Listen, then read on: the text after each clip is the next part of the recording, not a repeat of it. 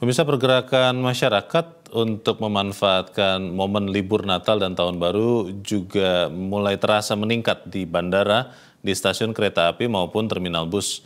Pemerintah memperkirakan lebih dari 40 juta orang akan bepergian selama libur Natal dan Tahun Baru. Apakah peningkatan okupansi hotel juga sudah mulai dirasakan oleh pengelola hotel? Untuk membahasnya kita sudah tersambung lewat sambungan telekonferensi, video conference dengan Sekretaris Jenderal Perhimpunan Hotel dan Restoran Indonesia (PHRI), Maulana Yusran. Pak Maulana, selamat siang. Selamat siang. Ya, Pak Maulana, ini kita bicara tinggal beberapa hari lagi menjelang Natal dan juga nanti libur Tahun Baru. Kondisi terakhir Pak, okupansi hotel saat ini sudah seperti apa Pak Maulana? Ya, memang kalau kita bicara kondisi hotel di Indonesia itu bervariatif ya antar pulau.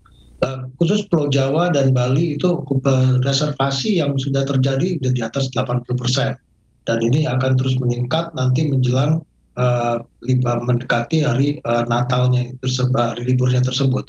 Nah, di pulau-pulau lain mungkin kita masih melihat ada yang masih reservasinya masih sekitar 60%, namun di sini bukan tidak diartikan bahwa okupansi itu nanti tidak meningkat ya, karena banyak juga pelaku perjalanan itu melakukan perjalanannya melalui darat sehingga mereka dapat melakukan reservasi itu last minute karena kemudahan juga untuk melakukan reservasi melalui platform digital itu juga membuat ruang pada traveler untuk melakukannya last minute nanti. Oke. Pak Maulana, secara umum daerah-daerah mana Pak persisnya di sekitar Pulau Jawa, Bali yang kemudian menjadi sasaran atau tujuan bagi pemudik atau nanti yang arus balik selama libur Natal Tahun Baru ini, Pak Maulana? Daerah-daerah tujuan itu pertama adalah Jawa Barat ya, Bandung khususnya, kemudian juga daerah Yogyakarta, Malang, termasuk Surabaya itu sendiri, dan kemudian di Bali dan juga Nusa Tenggara Barat itu yang kita perhatikan adalah di Gili Trawangan. Itu okupansinya juga cukup meningkat ya. Nah, di Sumatera juga termasuk Lampung, Sumatera Selatan dan Sumatera Utara itu sudah mulai terjadi peningkatan yang cukup lumayan ya, angka okupansinya, reservasinya maksud kami gitu. Namun ada yang mesti diingat juga bahwa yang di setiap pulau itu nanti misalnya di Sumatera, Kalimantan, Sulawesi juga akan terjadi pergerakan antar provinsi. Ini yang akan juga meningkatkan reservasi nanti. Jadi itu pergerakan yang tadi Pak Maulana katakan yang terakhir Pak, itu pergerakan warga intrapulau begitu ya, tidak antar pulau begitu ya? Iya, betul. Jadi kalau kita bicara Sumatera, Pulau Jawa dan Bali itu kan sudah mudah ya terkoneksi antar pulaunya. Kita lihat bahwa pelabuhan Merak dan Bakauheni juga bagus, termasuk juga di Gilimanuk, sehingga ini memudahkan traveler untuk menggunakan transportasi darat. Kita harus ingat juga waktu sepanjang 2021 tren mudik atau tren berwisata domestik itu dengan kendaraan pribadi itu cukup meningkat ya saat ini.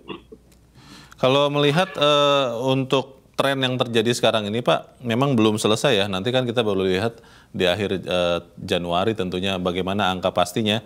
Tapi apakah benar ini adalah angka pengguna hotel, penyewa hotel ini memang sebagian dari yang sering disebut revenge holiday begitu Pak? Karena sudah sekian lama, sekian tahun tidak bisa berjalan-jalan karena COVID. Atau memang ini campuran dari juga orang-orang yang memang bepergian untuk merayakan hari besar keagamaan? Jadi begini, kalau kita lihat alasan mereka untuk berwisata, kita 2022 ini, Nataru 2022 ini adalah sebenarnya merupakan liburan yang pertama kali kita bebas dari regulasi pembatasan pergerakan ya. Nah, kemudian juga kalau 2021 kan kita masih melihat ada pembatasan walaupun itu tidak seketat 2020.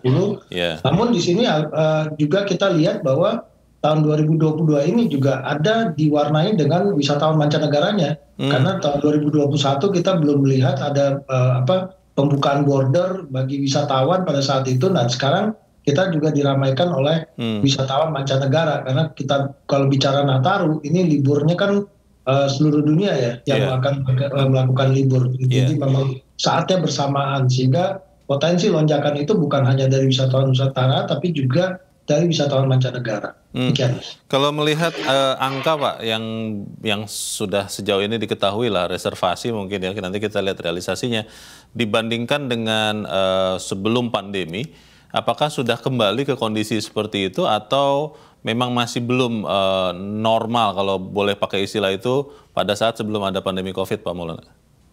Kalau kita bicara bulan Desember, kami optimis ya, Mas. Jadi tingkat okupansi khusus Desember ini sudah melebihi di tahun 2019 nanti ditambah liburan itu tutup tahun ya. Khusus untuk bulan Desember ya. Karena kita tadi saya sampaikan bahwa pasar yang masuk atau wisatawan yang masuk itu bukan hanya dari wisatawan domestik saja, tapi juga wisatawan mancanegara. Lebih lagi bahwa wisatawan domestik juga sudah mulai excited ya untuk melakukan liburan karena tidak ada pembatasan, cost of travelingnya juga tidak ada masalah lagi karena sudah sama pemberlakuannya seperti sebelum adanya COVID. Oke, tapi ada yang menarik ini banyak orang yang bertanya-tanya Pak Maulana. Memang kan pariwisata setelah pandemi ini meningkat pesat, tapi banyak juga yang terkendala kalau bicara terutama juga wisatawan mancanegara, masih relatif mahalnya harga tiket pesawat Pak. Itu masih terjadi sekarang, masih menjadi kendala, juga flight-nya lebih sedikit dibandingkan sebelum COVID, atau sudah pulih ya Pak Maulana? Memang kalau kami bicara di industri pariwisata ya, khususnya di gabungan industri pariwisata, diskusi kami memang kalau kita melihat ya masalah harga tiket pesawat ini memang cukup masih dianggap mahal oleh pasar. Karena ada beberapa hal yang menjadi faktor utama mahalnya tiket tersebut. Salah satunya adalah kurang kompetitifnya harga aftur ya di Indonesia jika dibandingkan Singapura. Kemudian yang kedua juga masalah passenger service charge yang lumayan meningkat di beberapa daerah, ini juga menjadi faktornya gitu loh. Dan hal-hal lain yang mungkin seperti masih minimnya frekuensi penerbangan ya jika kita bandingkan di tahun 2019. Nah, ini menjadi hambatan juga untuk meningkatkan pertumbuhan pergerakan melalui transportasi udara. Kita perhatikan waktu 2019 itu kan jumlah penerbangan cukup besar ya Mas, dibanding 2022.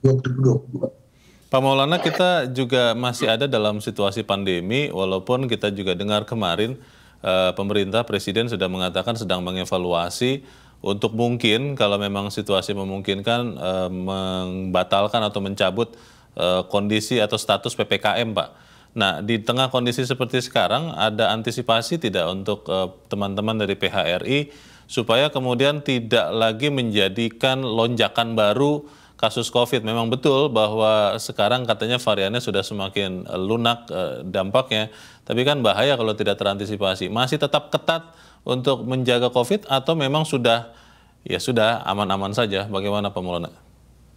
Pertama kami menanggapinya positif ya Mas, karena memang kalau kita bicara industri pariwisata, urat nadinya itu adalah pergerakan dan satu lagi aktivitas di bisnis atau aktivitas di masyarakat. Nah tentu apa yang disampaikan oleh pemerintah kami menyambut baik. Yang kedua adalah bagaimanapun kita masih akui bahwa namanya pandemi itu kan belum berubah jadi endemi. Kita masih dan tidak mungkin juga pandemi itu atau COVID itu menjadi nol kan, zero kasus juga tak mungkin. Nah kalau kita perhatikan karakter masyarakat juga di Indonesia ya pada umumnya tertib akan prokes itu mayoritas masih jalan ya Mas.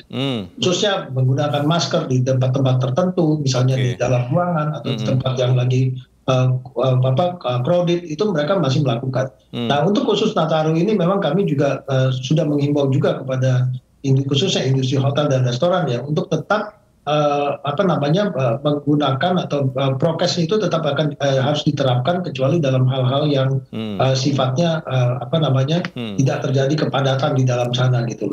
Jadi masing-masing industri itu memang kita sama-sama menjaga agar liburan ini tidak menjadi klaster.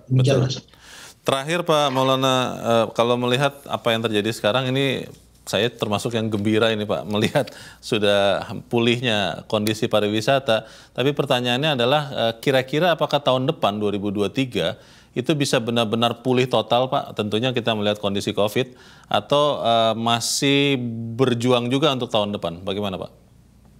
Kalau kita bicara recovery, tentu industri pariwisata adalah yang paling terakhir ya untuk bisa bicara recovery ya. Namun dengan segala tantangan, termasuk resesi global, ancaman resesi global atau kenaikan dengan harga, kita masih tetap optimis untuk bisa menuju recovery tersebut. Apalagi salah satu yang menjadi good news itu pemerintah sudah memikirkan perubahan masalah pandemi ini ya. Dan itu kan akan berpengaruh besar dengan APBN nantinya. Nah, kenapa ini berpengaruh? Karena di industri hotel, kalau kita lihat indikatornya, kita tidak melihat hanya peningkatan okupansi saja, tapi kegiatan-kegiatan korporasi yang biasanya tumbuh mulai kuartal kedua, kuartal ketiga, dan makin meningkat di kuartal 4 itu, ekspektasi kami nanti tahun depan akan lebih banyak dibandingkan tahun 2022, di mana pemerintah masih menyisihkan anggaran cukup besar untuk masalah pandemi ini, Mas.